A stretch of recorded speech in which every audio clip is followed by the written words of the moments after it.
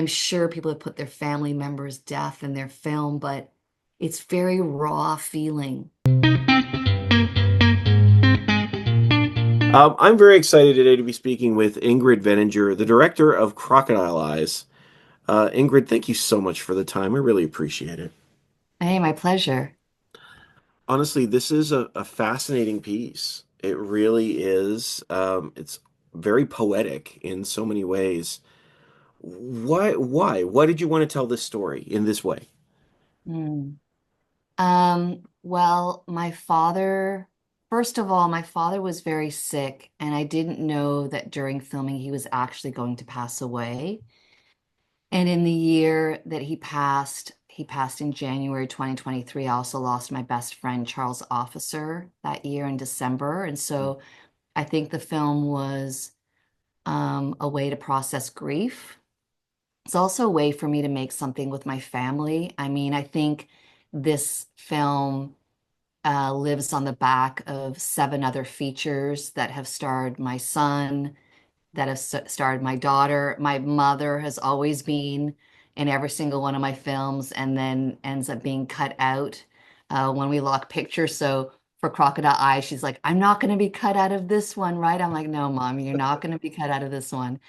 And, the newest member of the family, my granddaughter, filming with her when she was 3 and 4 for Crocodile Eyes. So now she's in the fold, making something with my family, and then also trying to make something that doesn't have a roadmap, that doesn't Mm, have not only a script, but no outline, and really trying to work intuitively, not knowing where the sort of journey will land. I wanted to practice that, and I think actually making Crocodile Eyes in this way is going to really inform the next film I make, which will be scripted. But you know how like Godard says, if you want to he said, if you want to, enhance your fiction, make a documentary. And if you want to, strengthen your documentary skills, make a fiction.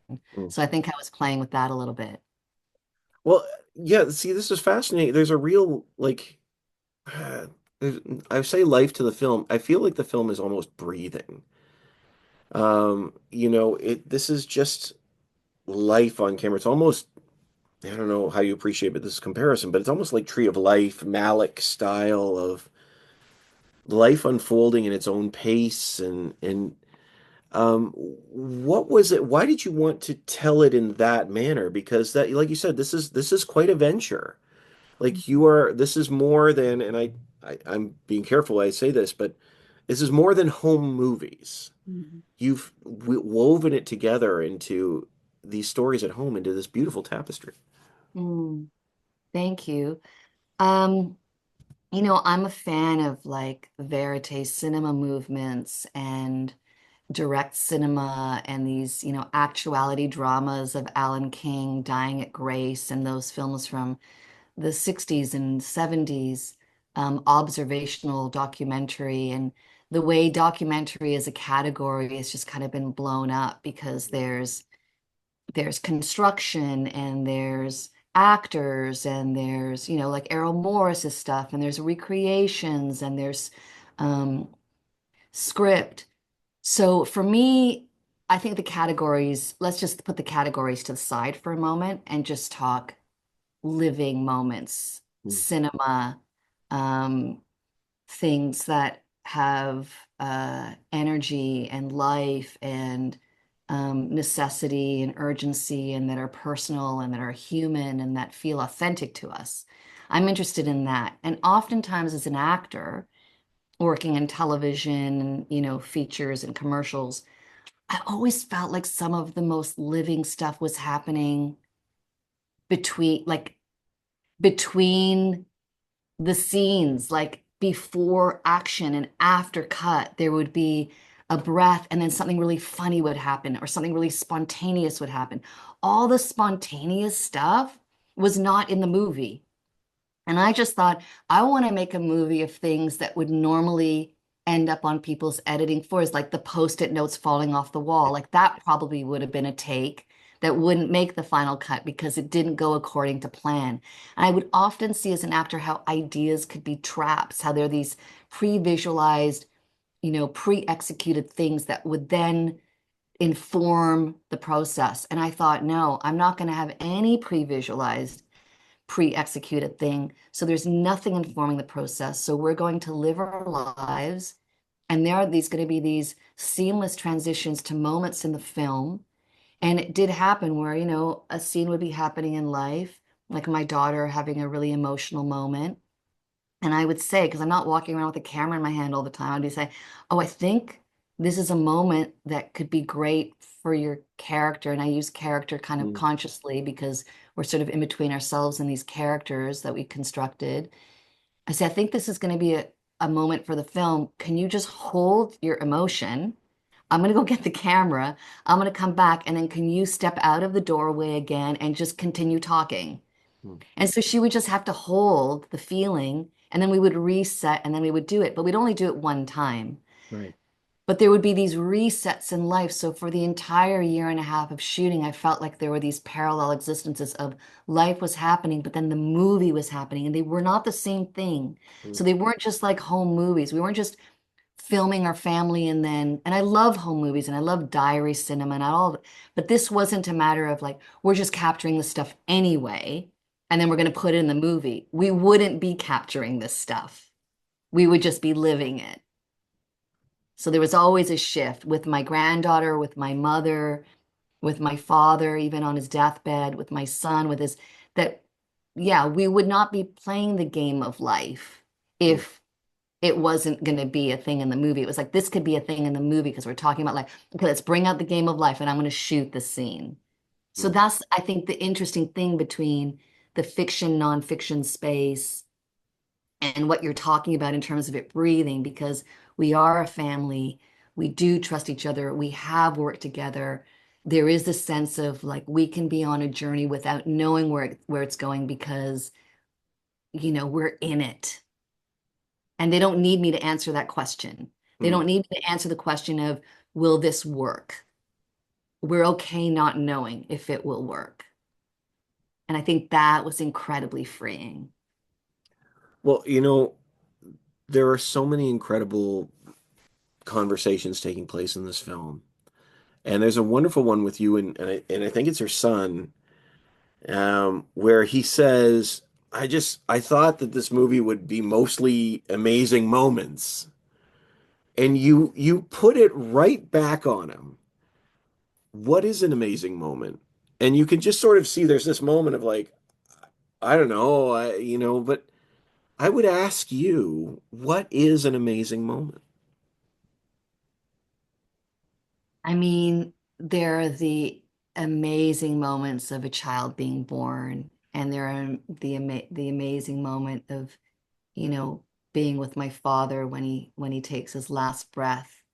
But there are the equally amazing moments of, I think, watching the water go over the Niagara Falls Mm, and the flow of water in a brook and my mother doing archery and um, you know, my little granddaughter looking in the water and insisting she sees crocodiles. Like to me, those are equally amazing moments.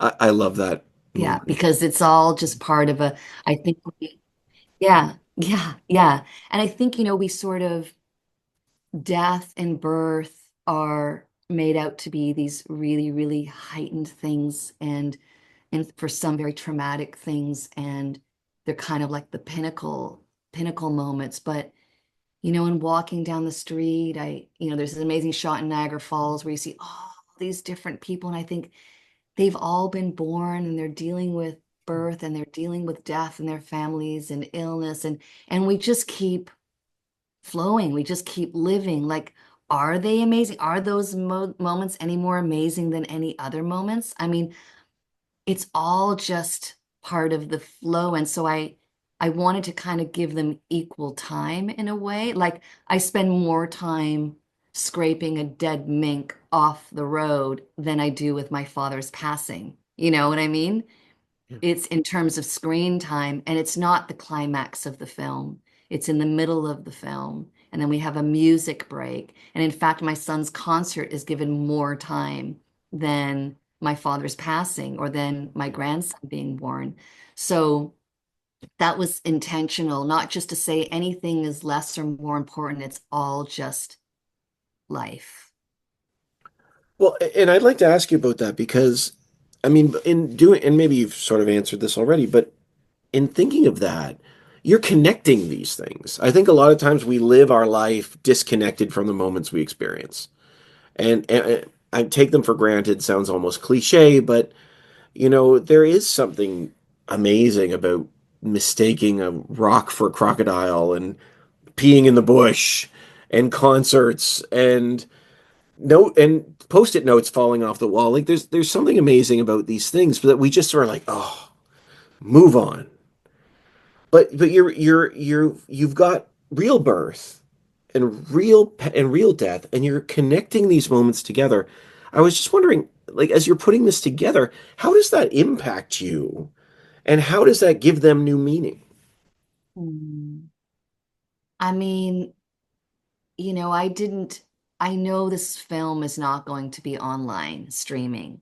We had a screening in Toronto, and now we're having these 3 dates in Vancouver as part of Canadian Film Week, and that might be it. And when I finished the film, I sort of, for a moment, I thought, does this film need to connect with an audience? Hmm, Like, is it enough for it just to be traces or tracks of our life experiences, and the making in itself is enough? We had this shared experience. We all grew from it and were connected in different ways. And we now have another film where, like, my granddaughter wants to co-write a feature film script with me this summer. Do you know what I mean? So when I think of what this experience has given our family and given this new little girl, that's enough. And then this film just is its own living thing. And it was like, no, I want to be in dialogue. I want to be in dialogue. And when we screened in Toronto, there was so much laughter. hmm, So it's like you make a thing and you don't know how it's going to connect. You don't know how it's going to translate. When people are feeling their own emotions because of their own experiences and their own associations and their own perspectives and perceptions of these things, and then we have a conversation, I'm every time realizing, like, that's the sort of real final chapter of the journey, is the connecting point with strangers, hmm, beyond the people that worked on it, beyond the people that are in it, with strangers, people that don't know my family.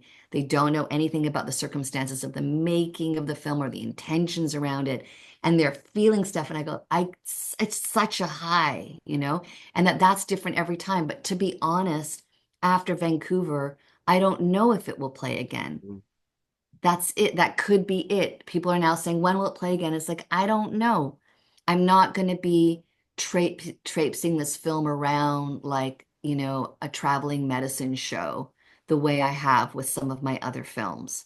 This one is just going to quietly live as part of the archive, feature film number 8, and we'll see what happens. So I love that you watched, and I love that folks in Vancouver will be able to see it in person, because I also think it's a film that, in the spirit, in the spirit with which it was made, I think it's a film that needs to be part of a shared experience with people in a space together, crying together, laughing together, talking about it together. So that's the only way this one's going to be shown. And it's interesting because your daughter actually, I think it's your daughter at the end of the film says, "I have no idea what this would mean to someone who isn't in our family." Yeah. And I'll be honest, I've never actually considered that before in this type of filmmaking. It's sort of like, oh, we've put our story out here. What does it mean to the average person? And how do they see themselves? Are they no, are they disconnected and seeing us as some other? It's fascinating way to view a piece like this. I hear what you're saying. It really is an interesting relationship between filmmaker and viewer. Definitely, yeah, between filmmaker and spectator, and the judgment that comes with putting something so personal, so intimate, so vulnerable out, and, it's kind of doubly vulnerable because now you're exposing it to criticism. Yeah. And it's like, I mean, no one has sort of said what, but it would be interesting if someone, "Ah, I can't believe, she put her father's death in her film," because it's different from putting, I don't know if someone has put, I mean, I'm sure filmmakers have, I'm sure, Cassavetes would, or Agnes Varda, or the Maisel brothers, or I'm sure people have put their family members' death in their film, but it's very raw feeling. And my mother, it took a moment for my mother to sort of really be I mean, it didn't take a minute, honestly, because when she sees the film for the first time, you can see her processing it. And then in the film, it was important for me to let the audience know that the players gave their consent. And when my mother says, she's okay with this really intimate moment being there for strangers, for the world, because that's art, and there's the legacy of being in cinema and through my whole family, so she understands what that means. But it's still very raw feeling. Like I feel quite protective of this film. And if some really harsh negative review came out, I would protect my entire family from it. It's a different kind of feeling than when I'm doing my scripted stuff. For sure. Well, this is your family story, and Yeah. this is what it is, and I think that's what makes it beautiful. I actually appreciate that more than if it were a scripted venture. This is authentic, Yeah. and we that matters. And Yeah. in that spirit, I know we're starting to run out of time, but I just want to ask you this because there is an incredible thought. Again, there's so many thoughts in this that just give you a pause. And you ask, what part of my father is in me?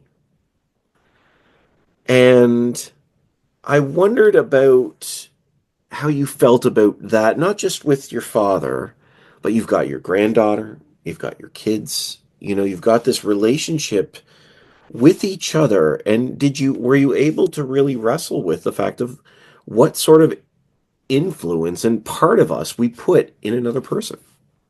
Well, such a beautiful question. Could talk about that for an hour, honestly. Um, yeah, I think about those cycles, of course. I think about how we carry people, the influences, the genetic mapping.